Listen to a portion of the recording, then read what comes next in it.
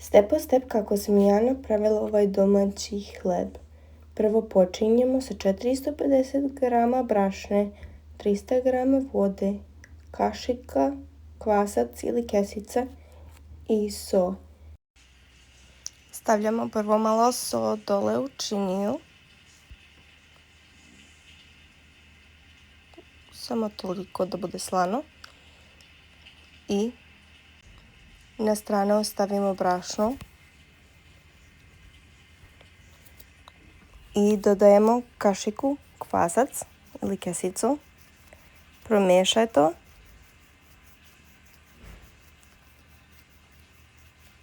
Eto tako. I saftaj to u činiju.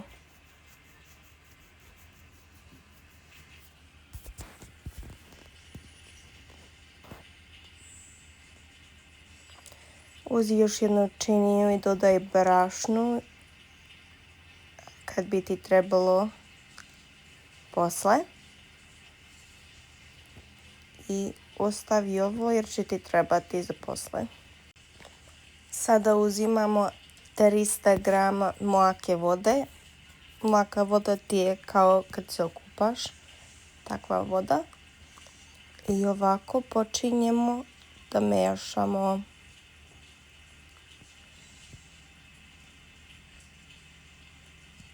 Kada je sve zajedno, počinje ovako u krugovi i da ga udaraš otprilike 40 puta da bi se aktiviralo kvasac. 1, 2, 3, 1, 2, 3.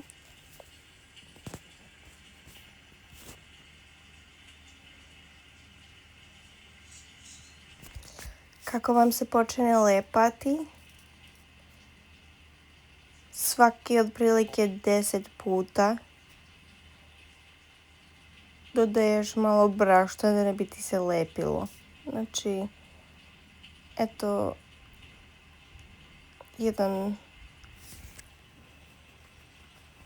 10 puta promiješaš i samo dodaješ na strani okolo.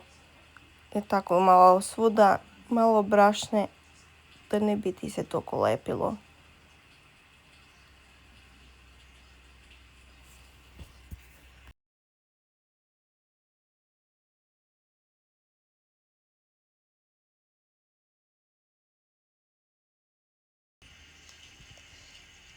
Kada završiš, stavljaš malo brašne preko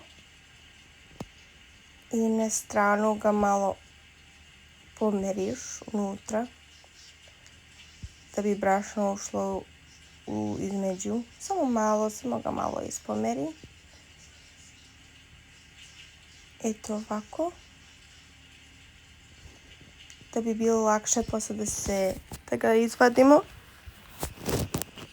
I pokrijemo sa plastikom. I čekamo 15 do 20 minuta. Posle 20 minuta ovako izgleda. Ja sam isto pokrila sa peškirom. Dodajemo još malo brašne da bi mogli da ga izvadimo. I stavljamo brašne dole. Pokrivaj svaki čošak gdje će da bude taj testo jer on baš je vodeno testo i hoće na sve da ostane. I sada polako ga izvadi i možeš da staviš brašne na prsti da bi lakše se skidalo.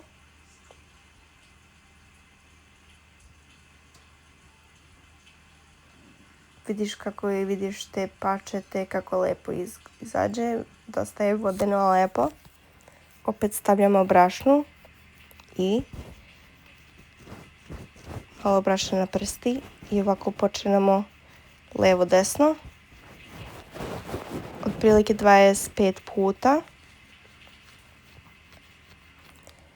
I kako vam se trebali malo brašne stavi Ja sam otprilike stavila brašno svaki 8. put. Kako sam ga okrenula ovako. Nemoj previše da staviš brašno jer treba da bude vodena. Ali ako ne možeš da ga povučeš ovako, morat ćeš da staviš pomalo. I na 25 put bit će ti teško, tvrđe testo bit će baš lepo. I onda ovako počne da napraviš kao mali krug.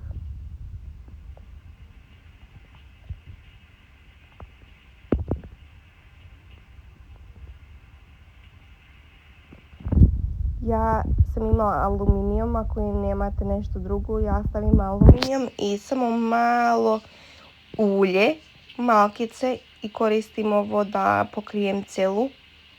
Radi perfekt. I stavljamo testo na aluminijum. Stavimo brašno preko dosta da ne bi na plastiku se zalepilo.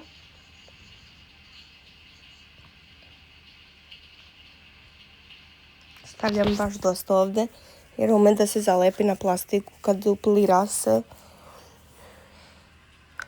I pokrijemo plastiku.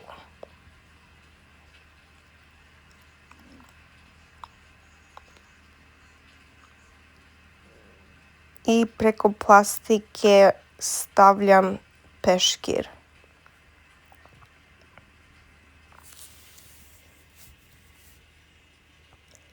Nakon 45 minuta treba da se duplira, da izgleda ovako.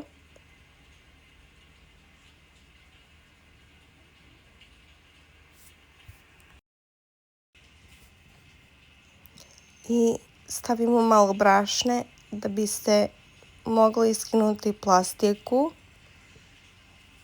jer se lepi.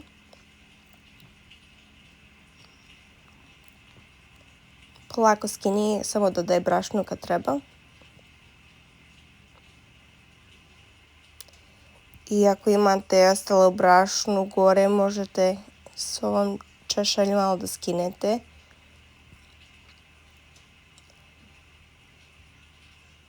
Stavljajte neku šerpu što je tačan za ovaj hleb. Ja imam ovu šerpu, baš dobro za hleb.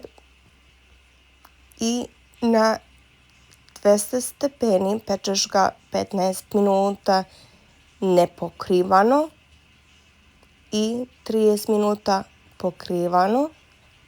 Tako da ukupno se peče 45 minuta.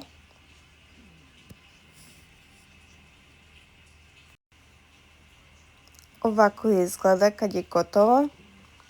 Ako hoćeš možeš putera da staviš preko ili ulje da ne bi bila previše brašna tu. 10 minuta pre nego što završiš možeš da staviš malo ulje ili puter ili šta god hoćeš preko. Vidite kako je lepa. Ovaj recept je mali, tako da ako hoćeš da ga dupliraš možeš. I dupliraš sve, znači koliko puta ga mešaš i sve to. Ali kad počneš da ga praviš, da naučiš kako treba da bude tekstatura hleba i testo, bolje je počiniti sa malo ovako pače. Ovo je dobro za 2 ljudi. I stavi u plastičnu kesu da ostane sveže dan, 2.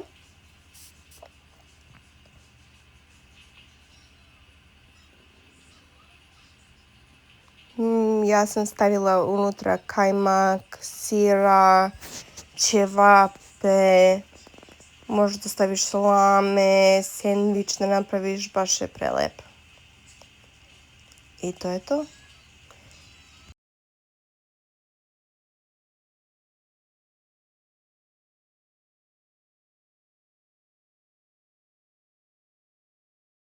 Kad uđeš na moj YouTube kanal, ispod moje ime vidjet ćeš link za moj website i možda nađeš sve moje recepte.